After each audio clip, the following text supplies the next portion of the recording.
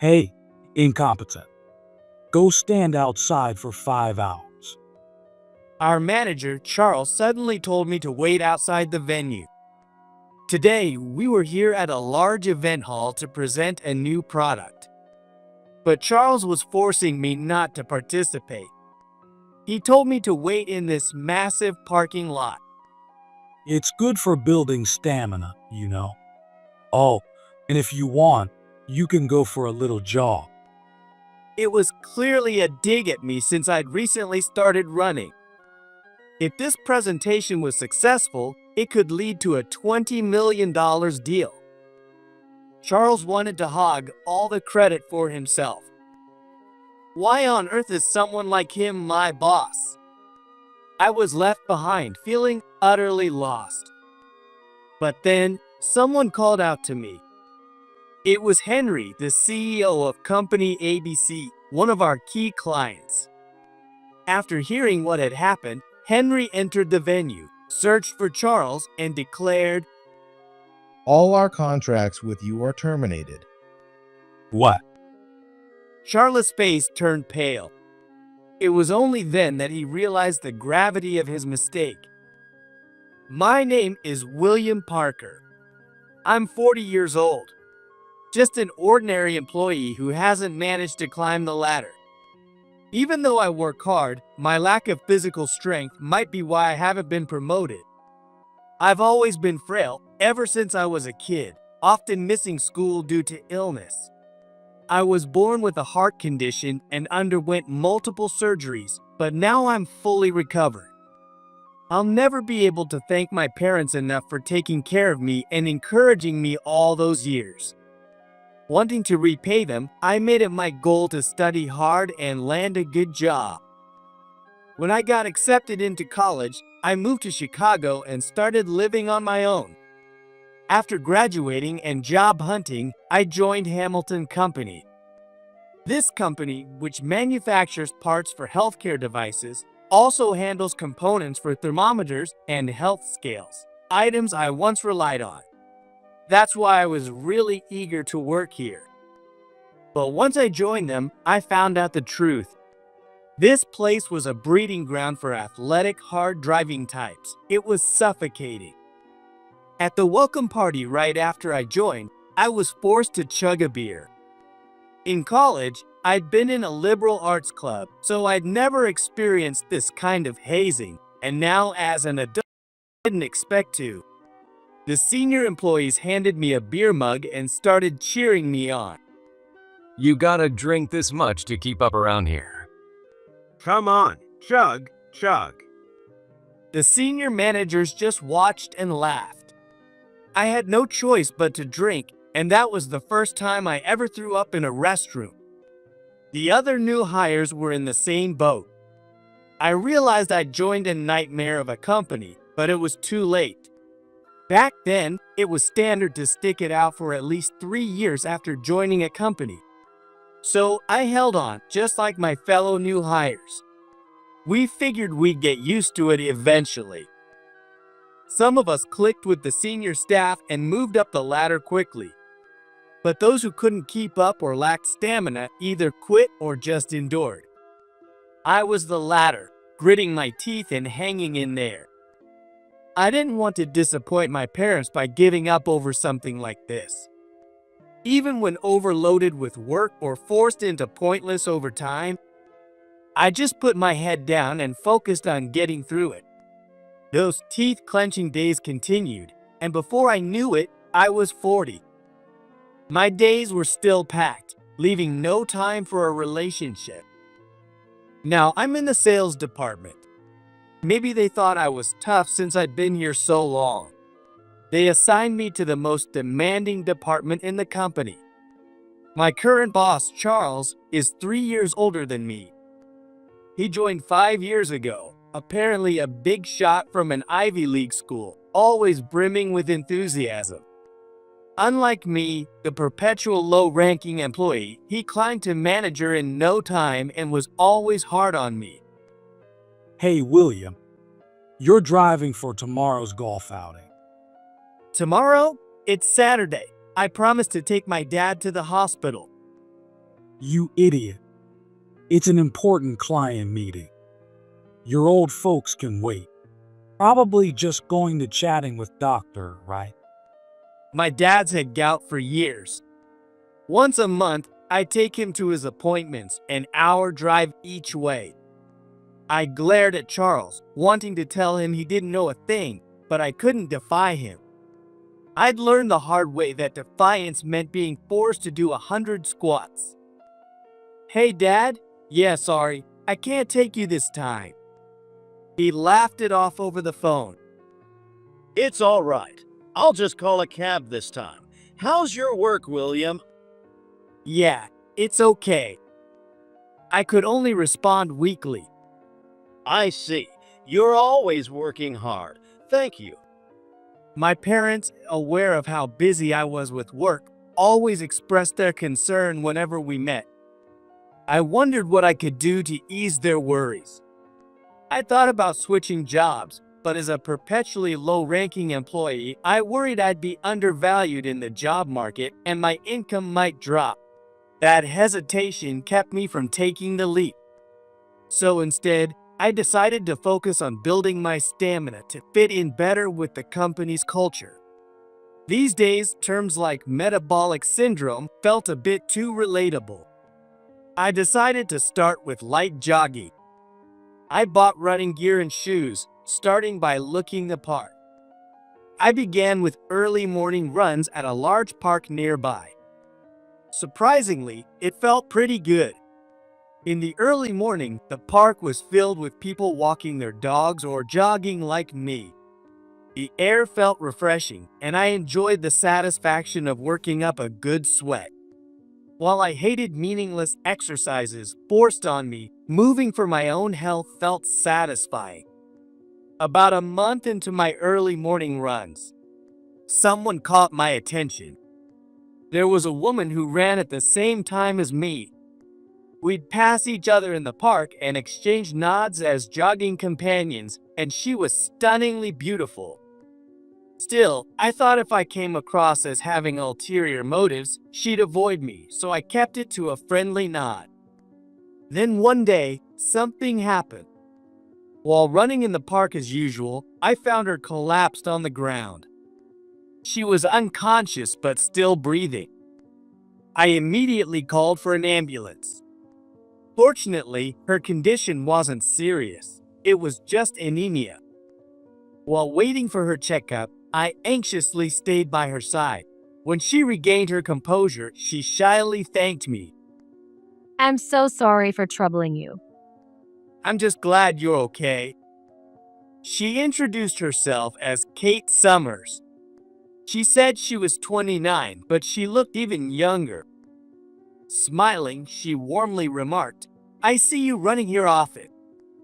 Actually, I've been curious about something. What? Her words made my heart skip a beat. The music I always hear from your earbuds. It's from the British band Beat, isn't it? I'm a big fan too. Wow, you know B, that's amazing for someone your age. So that's why I wanted to talk to you sometime. It turned out we shared the same favorite band. We hit it off, talking enthusiastically about music. Then, the sound of hurried footsteps interrupted us. Kate, are you okay? Oh, Dad. Kate's father hurried over, clearly flustered. He was sweating, probably from worrying so much. It's just anemia. But Dad, what about your work? Don't worry. I told my assistant to handle things for now. I'm a freelancer, so it's fine for me. But your company is important. That's when Kate suddenly realized. By the way, William, is your job okay? Oh well, probably. I had notified the office that I'd be late because I was helping someone in need. It was the truth, and I wasn't ashamed of it, but I knew Charles wouldn't accept it. When I rushed to work after making sure Kate was okay, Charles was, as expected, furious. William, what's the meaning of being 2 hours late? I informed the office. Sorry, but someone had collapsed. Is that your job? Leave that to paramedics. Maybe he was right. Perhaps I'd overstepped. But when I called the ambulance, Kate was still unconscious, and I couldn't help but worry. I know what it's like to suffer from illness. I just wanted to make sure she was safe until the end. I apologize. I'll make sure it doesn't happen again. Words aren't enough. Do 100 squats. What? I was taken aback by the sudden command. But Charles pointed to the wall and barked. Do them over there. You can sit at your desk after you're done. Yes, sir. With no choice, I faced the wall and started squatting. I could hear my coworkers snickering around me. That guy really doesn't get it, does he? No wonder he's stuck as a bottom-rung employee. I'd hate to end up like that. Only those who fit the mold remained in this company. The number of people looking down on me had increased significantly over the years. 23, 24, 25. Even as my body screamed in pain, I gritted my teeth and kept going. I wasn't going to let this break me. A few months later, Hamilton Company was buzzing with excitement like never before. We had been invited to a trade show featuring healthcare-related companies and manufacturers. While we attended every year, this time we were selected to participate in the new product presentation event during the show. Only a handful of companies got this chance, and the office was electric. Charles, chosen as the leader for the presentation, was bursting with energy, rallying the team with his booming voice. All right, listen up. This event, with so many international visitors, is one we absolutely must succeed in. The goal is $10 million. No, it's $20 million. The team for the new product presentation was assembled, mainly consisting of top talents from the sales and development departments. Surprisingly, my name was also on the list. I was tasked with creating the slideshow and structuring the presentation. You're good at preparing presentation materials, right? I'm counting on you. Yes! To think Charles would actually compliment me like that. Years of hard work sometimes do pay off. Moved by his words, I poured my heart and soul into planning the presentation flow and creating the slideshow. Looking back, I might have enjoyed my work the most during this time. I even found myself talking to Kate about work, which was rare for me. Wow, William, you're really capable. No, not at all, but this project is something I'm genuinely excited about. Do your best. During our early morning runs, I'd chat with Kate and recharge my energy. With that, I found my work more fulfilling than ever. But then, on the day of the event, disaster struck. I was driving a van to transport large booth props and product samples. After unloading everything and checking the items, I was about to enter the venue when Charles returned to the parking lot and called out to me. Oh, you're fine staying here. What? Just hand over the keys. Taking his belongings from the van, Charles turned his back on me.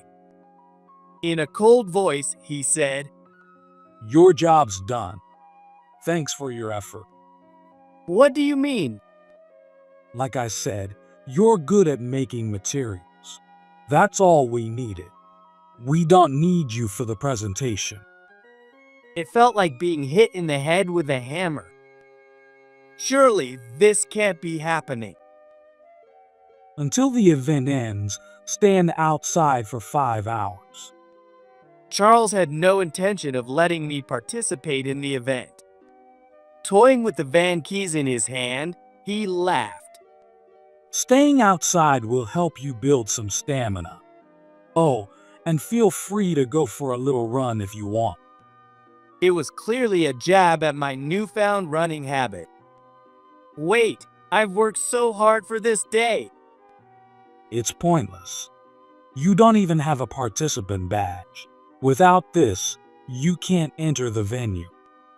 He showed me his badge holder hanging around his neck, and I was left stunned. Without this, the security at the entrance won't let you in, Charles said with a smirk. After all the effort I put in for the presentation. Left alone in the parking lot, I stood there, unable to move. Since Charles took the keys, I couldn't get into the car and had no choice but to wait outside. And this area had nothing else around except for the event hall.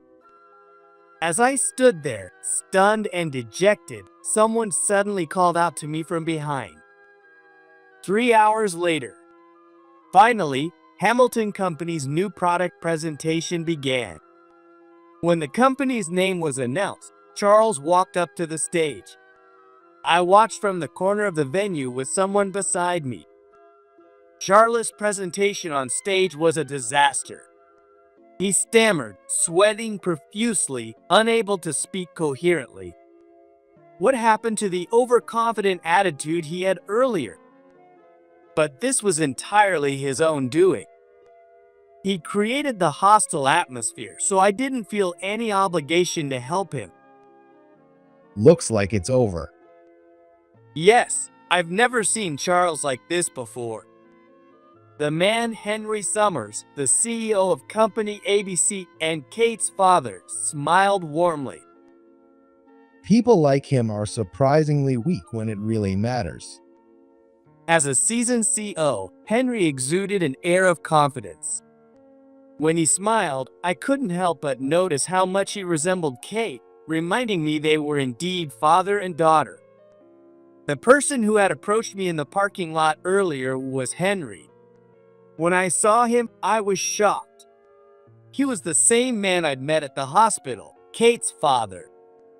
Since Company ABC wasn't my client, I had no idea about this connection. What a coincidence.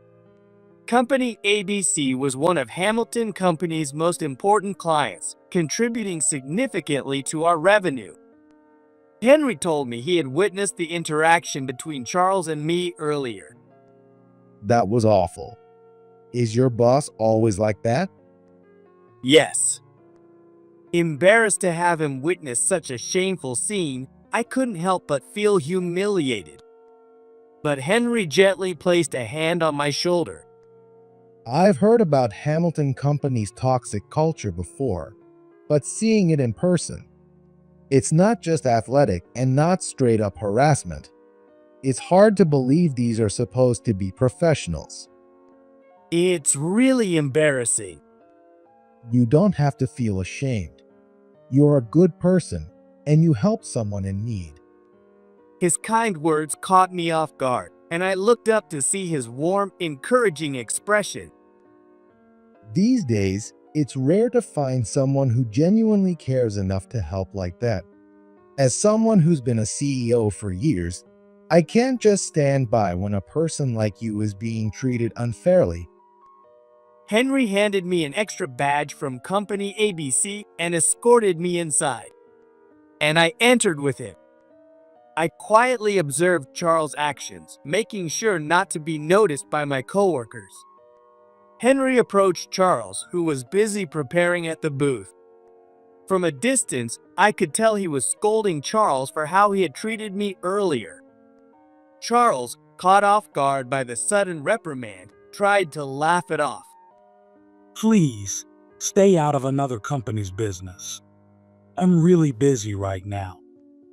But don't you think that was far too much? Henry pressed Charles harder than I expected. Perhaps angered by this, Charles' tone grew harsher. Enough. Just get lost now. Oh, is that how you treat a major client? For a moment, Charles froze, but it seemed he couldn't stop himself anymore. Knowing Charles' impulsive nature once he got angry, I watched their exchange nervously. Without our parts, your company wouldn't even be able to make products. Don't forget that we're the ones supplying you. Charles had said something absolutely outrageous, speaking down to a client with such arrogance. Even someone as good-natured as Henry couldn't hide his anger. His expression hardened, and he replied in a cold voice, We're the ones supplying you. Huh. That's quite the arrogant attitude, just as I'd expect from Hamilton Company. In that case, consider all future contracts canceled. What? Why are you so surprised? If you don't want to supply us, well, simply end our dealings with your company. Suddenly, Charles' face turned pale. And then he finally realized. The other companies around him had been watching the entire exchange. So, Hamilton Company put someone like that in charge. Treating a subordinate like that, it's practically middle school level bullying. Charles was overwhelmed by the mix of sneers and contemptuous looks directed his way. For the first time, he seemed to realize how others perceived him. Work in the business world is built on human connections. Who would want to work with an arrogant, condescending company? Hamilton Company's reputation had been tarnished. Or rather, it had always been tarnished, but the brazen staff had been masking it with sheer bravado. However, when faced with someone genuinely dedicated to their work, their facade crumbled. Just like Charles, now trembling and pale. Then came the new product presentation. Perhaps shaken by the earlier incident, Charles' heart wasn't in it. His voice lacked confidence, and his nervousness and anxiety were palpable. With that, the presentation I'd worked so hard on wouldn't resonate with the audience. All that effort I put into the materials wasted. What? You made that presentation? Henry picked up on my muttered comment and looked at me in surprise. Yes, I worked hard on it for today, but there's nothing I can do now. I see. I feel bad for you. No, it's okay. Honestly, I feel a sense of closure now. Just having Henry support me was enough to lift my spirits. But Henry, looking apologetic, said quietly, What about you? Won't this make things harder for you moving forward? It's nothing new. I'll endure it like always. When I answered, Henry gave a wry smile. Your perseverance is both your strength and your weakness. What? Listen, William. Don't pour your effort into the wrong place. With that, he pulled a notebook and pen from his jacket pocket and began writing something quickly. He tore off a sheet of paper and handed it to me firmly. This is the phone number for our HR department. If you'd like, go ahead and schedule an interview. What? Our HR team is strict, but I think you'll do just fine. With a reassuring pat on my shoulder, Henry walked away. I stood there, staring blankly at the slip of paper. Switching jobs. It was something I'd been considering for a long time. But I kept hesitating, thinking that someone like me, stuck as a low-level employee, wouldn't succeed anyway. Still, Don't pour your effort into the wrong place. Henry's words echoed in my mind. 3 months later, I finally resigned from Hamilton Company. It had been difficult to get them to accept my resignation, but with advice from the Labor Standards Office, I managed to handle it smoothly. You won't last anywhere else. I let his words go in one ear and out the other. If anything, my tolerance for pettiness had grown thanks to him. Besides, I had already proven him wrong. I had successfully passed the interview with Company ABC and secured my next job. News of my acceptance quickly reached Kate. As a familiar running companion, she congratulated me enthusiastically. Oh, congrats! I can't believe you're going to be one of my dad's employees now. I was surprised too. Life works in mysterious ways, doesn't it? Kate looked down slightly, a faint shadow crossing her face. I met you first. But I guess some connections just aren't meant to be. What? Oh, it's nothing. Finally, the day arrived for me to start at Company ABC. Instead of being placed in the sales department, I was assigned to the manufacturing department. There, I took on the responsibility of creating documents and materials related to product data. In essence, I was in more of an administrative role, but it seemed to suit me well. The documents I created gained a reputation for being easy to understand, and I became involved in producing various materials across the company. Since I used to work in sales, word spread that I could also create presentation materials, and soon I had so many salespeople coming to me for advice that I could barely keep up with my own work. At the company's welcome party, I had the chance to speak with Henry, who praised me with a smile. When I saw the presentation materials you made back then, I thought you'd be a great fit for this kind of work. Turns out, your skills are even better than I imagined. You've been a huge help. Well, Henry, lately the sales team has been asking me for so much help that it's getting overwhelming. That's a good problem to have. Why don't you host a workshop for the sales team on creating presentation materials? I thought that was a great idea and decided to hold the workshop. The participants took it seriously and absorbed the material well. I never imagined that my hard work would bear fruit like this. It was around this time that I finally understood the meaning behind what Henry had told me back then. Don't pour your effort into the wrong place. That must have referred to things like this. Hamilton Company had forced me to endure pointless things like golf outings and endless squats in the name of team building. There was no way I could thrive in a company like that. The fact that I hadn't been promoted for so many years wasn't my fault. It was simply because I didn't align with the company's toxic culture. Now that I realized this, I was able to contribute meaningfully to those around me. It might have taken me a while to figure it out, but it's never too late to start fresh. I decided to keep giving my best effort moving forward. Seeing how much happier I was after switching jobs, my parents looked on with relief. Then one day, I heard some rumors about Hamilton Company. Apparently, there had been a massive wave of resignations. There were 50 employees in all. Mainly from the sales department had left, dealing a significant blow to the company. Since our company no longer worked with Hamilton Company, we weren't affected. But the companies that still had contracts with them must have been in trouble. Orders they had expected to receive weren't fulfilled, and deadlines were missed.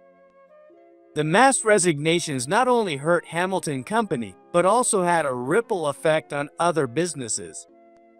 I had the chance to talk to Henry about this, and he shared his thoughts with a stern expression. You probably didn't know, but Hamilton Company's toxic culture was infamous in the industry. Harassment was rampant, and their employees' behavior was intimidating. I had my concerns, but since we'd been working with them for so long, it was hard to make a clean break. But then, he glanced at me and added, Watching how they treated you helped me decide. If a company doesn't treat its people like people, it's not worth doing business with. "Is that so?" And, as expected, a company that doesn't value its employees was ultimately abandoned by them. The responsibility falls heavily on their sales director.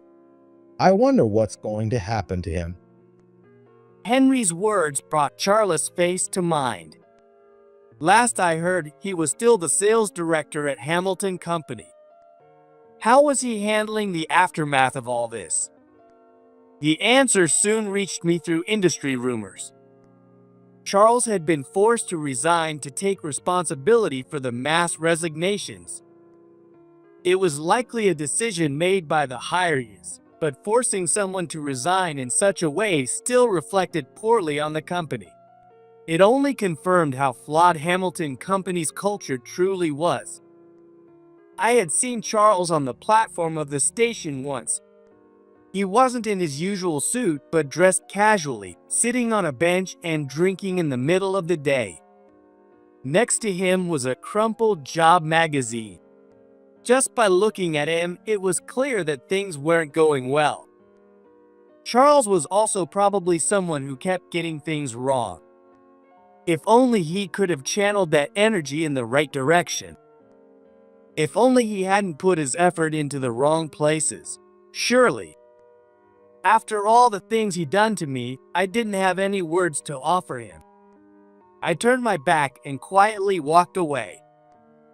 A few years later, I would hear that Hamilton Company had gone under, but at the time, I had no way of knowing.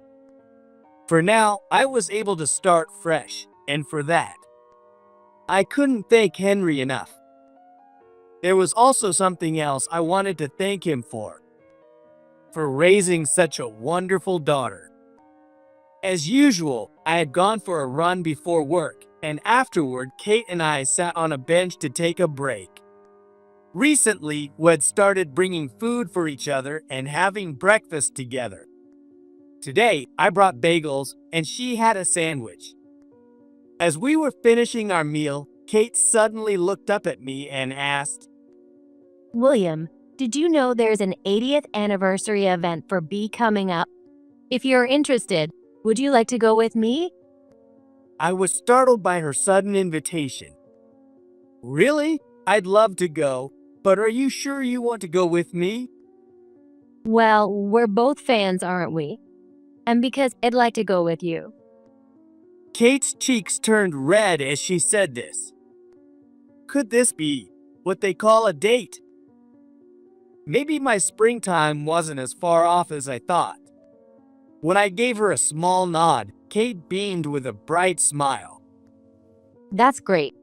We'll just have to make sure my dad doesn't find out. Wait, Henry? Yeah, he can be pretty strict about my relationships. Now that she mentioned it, Henry was the kind of man who would drop everything and rush to her side the moment she needed him. He clearly treasured his daughter. Am I about to get myself into something big? But with Kate smiling at me like that, I couldn't say no. Facing Henry someday would be inevitable, but for now, I decided to put that aside. I simply enjoyed laughing happily with Kate,